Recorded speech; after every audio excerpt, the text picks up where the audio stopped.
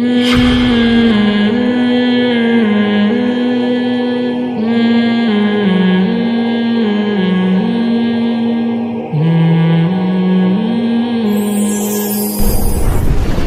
سب سے زیادہ زور کس پہ دیا قرآن نے؟ توحید پر. تو توحید پہ کوئی کمپرومائز نہیں ہے. جب ٹینشن ہو مزار پہ نہ جاؤ, کہاں آؤ؟ مسجد. اللہ سے مانگو, نہ روحانی ٹوپے ڈراموں کے پاس جاؤ. ممکن ہے آپ کے مدرسے میں بھی کوئی تعویذ گنڈوں کا کوئی روحانی کرتے ہوں, میں پیشگی معذرت, میں کسی کو نام لے کے برا نہیں کہتا, لیکن جو تعویذ گنڈوں میں پڑا ہے نا, آج تک اس کا کام بنا نہیں ہے. اس کے دھاگے فلیتے پلیتے ساری زندگی انہی میں دفن ہو جائے گا وہ تعویذوں میں. ایک دھاگا یہاں بندھا ہوگا, ایک یہاں بندھا ہوگا, ایک یہاں بندھا ہوگا, ایک تعویذ فلانے بزرگ نے دیا, ایک ٹمکانے نے دیا, ایک سلوار کے نیفے میں رکھا ہوا ہے, ایک وہاں رکھا ہوا ہے. چھوڑ دو ان فضولیات میں, کچھ بھی نہیں ہے, کچھ بھی نہیں ہے. ہمارے پاس بڑے بڑے علماء بیمار ہوتے ہیں, روحانی علاج والوں سے علاج کراتے ہیں. میں ان علماء کے قدموں کی خاک کے برابر نہیں ہوں. ان سے کہتا ہوں حضرت الو بنا رہا ہے یہ آپ کو, اللہ کی قسم الو بنا رہا ہے یہ آدمی. اب تو بات پرانی ہو گئی, نام لینے میں حرج نہیں. حضرت مولانا یوسف گانوی شہید رحمۃ اللہ علیہ کو فالج ہوا تھا. اب عمر کا تقاضا تھا فالج ہونا, پھر کام اتنا کرتے تھے, ہم ان کی خدمت میں ملنے جاتے تھے, تو جب بھی جاتے مطالعہ کر رہے ہوتے, تصنیف کر رہے ہوتے, اتنا برڈن ان کا کام کے اوپر. فالج تو ہونا تھا بھائی, ایج بھی تھی اور کام کا برڈن اتنا ہے, لیکن مشہور کر دیا قادیانیوں نے جادو کیا ہے. حضرت پہ اتنا دباؤ ڈالا, جادو کیا ہے. وہ انہوں نے علاج شروع کر دیا کسی ٹوپی ڈرامے سے. وہ جادو اتارے گا, الو کا پٹھا ان کا, حضرت کا علاج کرے گا. اس ٹوپی ڈرامے سے میں ملا. مجھے یہ عاملوں کا نام ٹوپی ڈرامہ ہی نکلتا ہے منہ سے, ادب سے نام میری مجبوری ہے, میرے نکلتا ہی ان کمبختوں کا نام. میں اس کمبخت سے جا کے ملا, تو جب میں نے اس سے بات چیت کی, میں نے کہا تو اس کو اپنی سیٹنگ آؤٹ ہے, اس کو تو خود علاج کی ضرورت ہے, اس کو پتہ ہی نہیں چل رہا میں بول کیا رہا ہوں. وہ ایک آدمی نا بیچارہ کے آنکھوں میں اعترار تھا, بھینگا پن تھا. اسے کسی لڑکی نے چھیڑنے کے لیے کہہ دیا کہ تیری آنکھیں, کسی ایکٹر کا نام لیا کہ اس سے ملتی ہیں, کوئی ندیم پرانا ایکٹر تھا, اس سے بولے تیری آنکھیں ندیم سے ملتی ہیں. یہ بیچارہ خوش فہمی میں آ گیا, یار میری آنکھیں کس سے ملتی ہیں؟ ندیم سے ملتی ہیں. وہ لڑکی نے ویسے ہی, شرارتی عورتیں ہوتی ہیں, چھڑ کے چلی گئی. اب یہ اس خوش فہمی میں کہ میری آنکھیں کس سے ملتی ہیں, اس نے اپنے ایک دوست کو بلایا, بولا کہ یار میری آنکھوں میں آنکھیں ڈال کے دیکھ اور بتا میری آنکھیں کس سے ملتی ہیں. اس نے بہت غور کیا اور کہا یہ تو آپس میں نہیں ملتی, یہ آنکھیں آپس میں, یہ ندیم سے کہاں ملے گا. تو یہ جو روحانی علاج والے علماء کا, جادو کا اور جن چڑیل کا علاج کر رہے ہوتے ہیں, ان کی خود اپنی سیٹنگ کیا ہوتی ہے, آؤٹ. ان کو موکل اور ہمزاد اور ٹوپی ڈرامے, جن کا اس کائنات میں سرے سے کوئی وجود ہے ہی نہیں, وہ ان کو نظر آ رہے ہوتے ہیں اپنے دماغی فالٹ کی وجہ سے. میرے اپنے رشتہ دار یہ کام کرتے ہیں, میں ان کو ڈرامے باز کہتا ہوں. آپ یہ نہ سمجھیں کہ میں کوئی خام خواہ میں مجھے کوئی بغض ہے ان سے, میرے اپنے قریبی رشتہ دار یہ کام کر رہے ہیں. ٹوٹلی فراڈ ہے یہ. بعض لوگ فراڈی نہیں ہوتے, ان کی اپنی سیٹنگ آؤٹ ہوتی ہے, تو ان کو نظر آ رہا ہوتا ہے ہمزاد اور ٹوپی ڈرامے نے اس ٹائپ, وہ عملیات کر کر کے ان کی اپنی کھوپڑی گھوم گئی ہوتی ہے. تو اس لیے ان کو لگ رہا ایسا ہوتا ہے کہ جس کی گل چڑیل ہے, وہ مجبور ہوتے ہیں بیچارے, ان کا دماغ خراب ہو چکا ہوتا ہے چلے کاٹ کاٹ کے, یہ علاج سیکھ کے اپنی سیٹنگ وظیفے چلے پڑھ کے نا, ان کو لگتا ہے کہ اس کے ساتھ جن ہے, ہوتا نہیں ہے, ان کی اپنی سیٹنگ آؤٹ ہوتی ہے. آپ نارمل ہو, آپ سیدھے آدمی ہو, آپ کیوں اس کے پاس جا کے اپنا دماغ خراب کر رہے ہو؟ تو ان آپ پہ کوئی خدا نہ خواستہ واقعی جن آ گیا, سورہ فلق سورہ ناس پڑھو, دم کرو, بس بھاگ جائے ٹھیک ہے, نہیں تو برداشت کرو اس کو. عاملوں کے پاس گئے, وقتی طور پہ اترے گا, دوبارہ آئے گا, پھر آپ کے ماموں پہ بھی آئے گا, آپ کے ماں پہ بھی آئے, پورا خاندان لپیٹ میں نہیں آیا, میرا نام بدل دینا آپ. جو ان چیزوں سے بچتے ہیں ان کا خاندان, میرے تو خاندان میں لوگ یہ کام کرتے ہیں, میں کہتا ہوں میرے اوپر کسی کے باپ میں دم ہے, ایک جن بھیج کے دکھائے, انشاءاللہ کچھ نہیں ہوگا. پتہ ہے پھر کیا کہتے ہیں یہ عامل لوگ, اس نے حصار کھینچے ہوئے ہیں. بکواس ہے بھائی, ہمیں تو نہ حصار کا پتہ, کچھ ہوگا تو پتہ ہوگا نا, کچھ ہے ہی نہیں حصار کے ساتھ. میں اپنا ایک قصہ سناتا ہوں آپ کو, آج سنا دیتا ہوں, بڑا پرانا ہو گیا, اب تھوڑا فریش بھی ہو جائیں گے نا, بس بیان ابھی سمیٹ رہا ہوں. میں نے 4-5 سال پہلے کی بات ہے، عاملوں کے خلاف بہت بولنا شروع کیا. میں نے کہا ان کے باپ میں دم ہے نا، ایک جن چڑیل بھیج کے دکھائے، مجھ پہ جادو کر کے دکھائے. دیکھو یہ لوگ کہتے ہیں کہ پیغمبر صلی اللہ علیہ وسلم پہ جادو کا اثر ہو گیا تو کسی اور پہ کیوں نہیں ہو. یہ ان کے پاس بڑی زبردست دلیل ملی. لوگ فوراً متاثر ہو جاتے ہیں، یار جب سید الانبیاء پہ ہو گیا تو ہم کس کھیت کی مولی ہیں. او بھائی جادو اتنا آسان کام نہیں ہے، اس میں قوت خیالیہ کا بہت دخل ہوتا ہے. ہمارے نبی پر جو اثر ہو گیا تھا اس کی وجہ تھی، ایک حکمت تھی کہ یہودی آپ کو جادوگر کہتے تھے. اللہ کے نبی اللہ تعالیٰ نے آپ پہ تھوڑا اثر ہونے دیا تاکہ یہ تانے سے آپ کیا ہو جائیں، بری ہو جائیں. یہ حکمت تھی. اتنا آسان ہوتا تو ابو بکر پہ کیوں نہیں ہوا، عمر پہ کیوں نہیں ہوا، عثمان پہ کیوں نہیں ہوا، علی پہ کیوں نہیں ہوا. اتنے اختیارات جادوگروں کو ہوتے تو یہی کام کر رہے ہوتے نا بیٹھ کے. عمران خان کیوں نہیں کرا دیتا نواز شریف پہ، نواز شریف کیوں نہیں کرا دیتا عمران خان پہ، ہے بھائی. یہ تو بڑے مزے سے ہو جاتا ہے حساب کتاب. ایک صاحب سے میں نے کہا یہ سیاسی لیڈر کیوں نہیں کرا دیتے، کہتے کراتے ہیں، دوسروں نے بھی اپنے ساتھ عامل رکھے ہوئے ہوتے ہیں. میں نے کہا بس کرو یار، کوئی عامل نہیں ہوتے بھائی.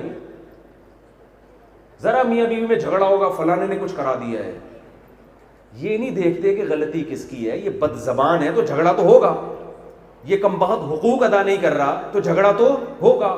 فوراً وہ بیل پہ تعویذ کی ہے فلانے. اور یہ ہمارے دیوبندی علماء اس میں مبتلا ہیں. اس میں میرے سامنے یہ نہ کہا کرو کہ وہ تو بڑے پہنچے ہوئے خلیفہ ہو، بزرگ ہو، کچھ بھی ہو. میں لوگوں سے کہتا ہوں میرے پیر و مرشد مجھے تعویذ دیں گے، میں استعمال نہیں کرتا. میرے مسئلے دعاؤں سے حل ہو رہے ہیں.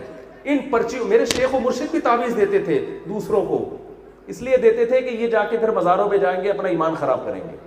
خود کبھی بھی استعمال نہیں کیا، ہمیں بھی کبھی ترغیب نہیں دی اور ہم ان پرچیوں سے دعا مانگو بس اللہ سے. بعض اکابر اس لیے دے دیتے ہیں کہ وہ پھر بالکل ہی شرک کی طرف چلا جاتا ہے نا. وہ مزاروں پہ جائے گا، ایک آدمی کی کھوپڑی میں بات نہیں آ رہی تو اس کو یا اللہ مدد لکھ کے پرچی دے دی، چل بھائی تو کر لے. وہ اس لیے کہ وہی ہے نا ارطغرل ڈرامہ بہت سے لوگ دیکھ رہے ہیں. علماء خاموشی اس لیے اختیار کرتے ہیں کہ یار کم از کم فلم دیکھنے سے تو اس کو یہ چھڑوائیں گے تو فلم دیکھ. ایک آدمی چرس پی رہا ہے، ہیروئنچیوں میں بیٹھ کے چرس پی رہا ہے، آپ اس سے چرس نہیں چھڑواؤ گے. آپ کو پتا ہے چرس چھڑوا دی تو کس پہ آ جائے گا، ہیروئن. لیکن کوئی حرم میں سے ہاں سارے زمزم پی رہے ہیں، وہاں چرس پیے گا تو چترول لیں گے. ابے سب زمزم کا ماحول ہے، تو چرس پی رہا ہے یہاں، وہاں تو چائے بھی بری لگتی ہے. تو بعض ہمارے اکابر نے پرچی لکھ کے دے دی یا اللہ مدد کی، اس لیے کہ اس کمبخت کا پتہ تھا یہ اس کو نہیں دیں گے، اس کے دماغ میں یہی گھسی ہوئی ہے پرچی، یہ کہاں جائے گا، یہ قبروں میں جائے گا، بالکل ہی شرک کر لے گا. لیکن آپ کو میں گزارش کر رہا ہوں کہ اللہ کا واسطہ ان چیزوں میں نہ پڑو. دیکھو زکریا علیہ السلام کے آخر وقت تک اولاد نہیں ہوئی، کوئی تعویذ استعمال نہیں کیا، ساری زندگی دعائیں مانگتے رہے ہیں. ذکر رحمت ربک عبدہ زکریا اذ نادى ربه نداء خفیا قال رب انی وهن العظم منی واشتعل الرأس شیبا ولم اکن بدعائک رب شقیا.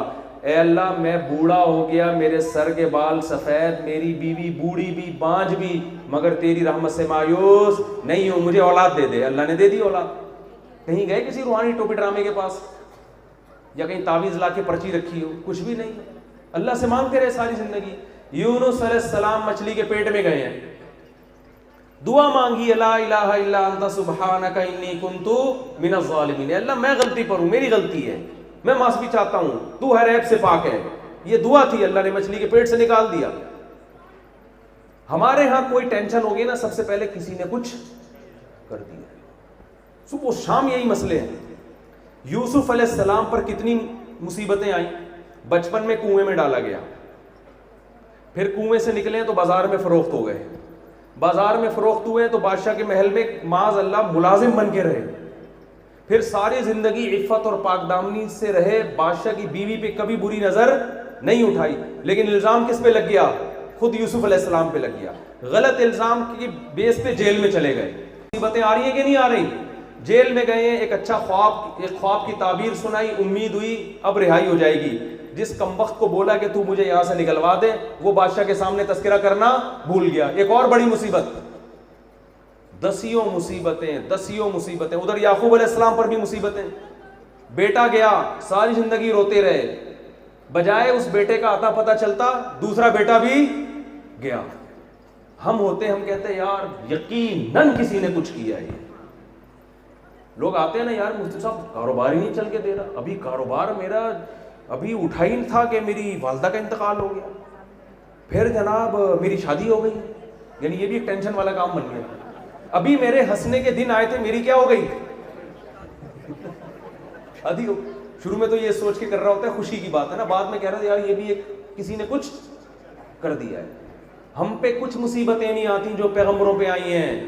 ایک دفعہ بھی تو یوسف علیہ السلام نے یہ نہیں کہا کہ لگتا ہے کسی نے کچھ کر دیا, کچھ بھی نہیں, دعائیں مانگ رہے ہیں اللہ سے.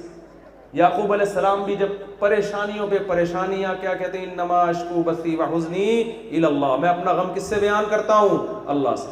وَأَعْلَمُ مِنَ اللَّهِ مَا لَا تَعْلَمُونَ, اسی میں خیر ہوگی. پھر جب یوسف علیہ السلام اپنے والد سے ملتے ہیں کئی سالوں کے بعد, پریشانیوں کے بعد, اب جب پریشانیاں ختم ہونے کا وقت آیا ہے تو کہیں بھی پریشانی کا تذکرہ نہیں کر رہے, پریشانی سے نکلنے کا تذکرہ کر رہے ہیں. اذ اخرج بی من السجن, کنویں میں جانے کا تذکرہ نہیں ہے. اے میرے ابا, میرے اللہ نے مجھ پر احسان کیا, مجھے کنویں سے نکالا ہے. بھائی ہم ہوتے ہم کہتے ہیں ابا یہ تو میں ابھی بادشاہ بنا ہوا ہوں, ابھی آپ دیکھ رہے جو میں نے ماضی گزارا نا, ابا بس مجھ سے نہ پوچھو. پھوٹ پھوٹ کے رو رہے ہوتے ابا سے مل کے, ابا ایسی ٹینشن تھی کہ ان کمبختوں نے مجھے کنویں میں پھینکا تھا. اور یہ ساری یہ تعویذ گنڈے والے ہیں, یہ سارے کون ہیں, تعویذ گنڈے والے. اور وہ یہاں پہ آئی تھی نا اس دن ہمارے محلے میں, وہ ہمارے بھائیوں کی جیب میں تعویذ رکھ کے گئی تھی, ان کی وجہ سے یہ بھائیوں نے میرے ساتھ کیا جو کچھ کیا. پیغمبروں کی سیرت دیکھو, قرآن کی سیرت دیکھو. قرآن کہتا ہے ہر پیغمبر نے مصیبت میں اللہ سے دعا مانگی. دعا کا تبلیغ والے کہتے ہیں 2 رکعت پڑھ کے کیا کرو, دعا مانگو. اس کا اپنا نور ہے. جتنی ٹینشن ہو, پریشانی ہو, دعا کے علاوہ کسی اور کام میں مت پڑو. سمجھتے ہو گے نہیں سمجھتے, زندگی سکون کی گزرے گی تو چھوڑ دیں. ہمیں وہ واقعہ سنا رہا تھا, جلدی سے ختم کرتا ہوں. میں نے عاملوں کے خلاف کھلے عام تقریریں شروع کر دی, بہت ببانگے دھول چیلنج. میں نے کہا ان کے باپ میں, ایک عامل نے کہا میں نے 10,000 جنات جلائے, ہے بھی دیوبندی. میں نے کہا تیرا باپ ایک جن جلا کے دکھا دے نا, ان سے تمیز سے بات نہیں ہوتی. ایکچولی آپ دیکھیں یہ دلائی, یہ نہیں ہوتا, اس سے یہ اور شیر ہوتے ہیں, ان سے ڈرو بھی نہیں. بعض لوگوں کو میں نے کہا کہ عاملوں سے نہیں ڈرو, جا کے چیلنج کرو, تیرے باپ میں دم ہے تو دکھا رہا, کچھ کر کے دکھا. تو وہ جا کے ایسے ایسے نا کانپتے ہوئے ان کی کانپیں ٹانگنے لگی.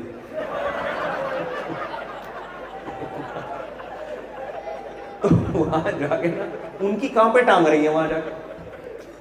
اور تو میں نے کہا ایسے نہیں ہوتا, ایسے تو تم اثر قبول کرو گے, کچھ نہیں بھی ہونا وہ ہو جائے گا. ایک نوجوان نے مجھے فون کیا کہ عامل نے مجھے دھمکی دی ہے 24 گھنٹے کے اندر تیرا یہ ہو جائے گا, کچھ ہو جائے گا. میں نے کہا اب وہ گھبرا رہا ہے نا, میں نے کہا گھبرائے گا تو نہیں بھی ہونا ہوگا, ہو جائے گا. اس کو فون کر کے کہے تیرے باپ میں دم ہے نا, 24 نہیں تجھے 48 گھنٹے کا ٹائم ہے, ٹھیک ہے نا, تو کچھ کر کے دکھا. ان سے ایسے بات ہوتی ہے, ان سے نہیں ڈرا کرو. یہ بنیان سن کے سوائے بدبو کے کچھ بھی نہیں ان کو پتہ چلتا. کسی کے بنیان سے نہیں پتہ چلتا کہ اس پہ جن ہے یا نہیں ہے. کسی کے پجامے میں اللہ نے یہ صلاحیت نہیں رکھی ہے کہ پجامہ سون کے پتہ چل جائے کہ اس پہ جن ہے یا نہیں. کم بخت بے شرم لوگ خواتین کے بنیان سونگ رہے ہوتے ہیں. اپنی عورتوں کے بنیان کسی مرد کو سنگھانا یہ پرلے درجے کی بے شرمی ہے یا نہیں ہے. تو میں نے بیانہ شروع کر دیا. میں نے کہا ڈرامے باز ہے. اور میں نے کہا تم ایک جن لا کے دکھا دو. اللہ کی قدرت دیکھو میرے ساتھ ہوا کیا. میرے ساتھ یہ ہوا, سردیوں کے دن تھے, میں گھر میں رات کو سو رہا ہوں, اچانک ٹھا کی آواز آئی نا, جیسے ہماری چھت پہ کوئی پتھر آگے لگا ہو, جیسے نہیں باہر سے پتھر آگے لگا ہو. ہم نے کہا کوئی بچے نے پھینک دیا ہوگا, لیکن 12 بجے کون پتھراؤ کرے گا. گھر والے بھی ڈر گئے. میں نے کہا پتہ نہیں یہ کیا ہے. تھوڑی دیر میں دوسرا پتھر, ٹھڑم, ایک اور, پھر پتھراؤ شروع.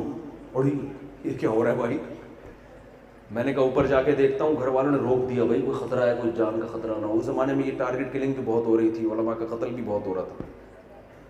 حضرت مولانا شمشیرپوری شہید رحمۃ اللہ علیہ, جو بنی حضرت مفتی نظام الدین شہید, یہ سارے وہ جو ایک لائن لگی ہوئی تھی شہادتوں کی.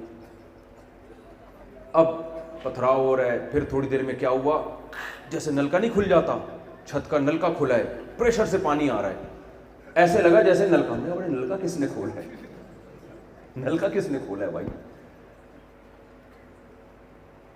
پہلی رات تو ہم بھی تھوڑا احتیاط کی, کوئی اوپر کوئی بہانے سے بلا, کیونکہ چھت ہماری بالکل کھلی ہوئی تھی, اس پہ کوئی بھی باہر سے چڑھنا چاہتا چڑھ سکتا. اب تو خیر دیوار بنا دی ہے, احتیاط ہم نے بھی کیا, ٹارگٹ کلنگ ہو رہی ہے, گھر والے بھی گھبرا گئے.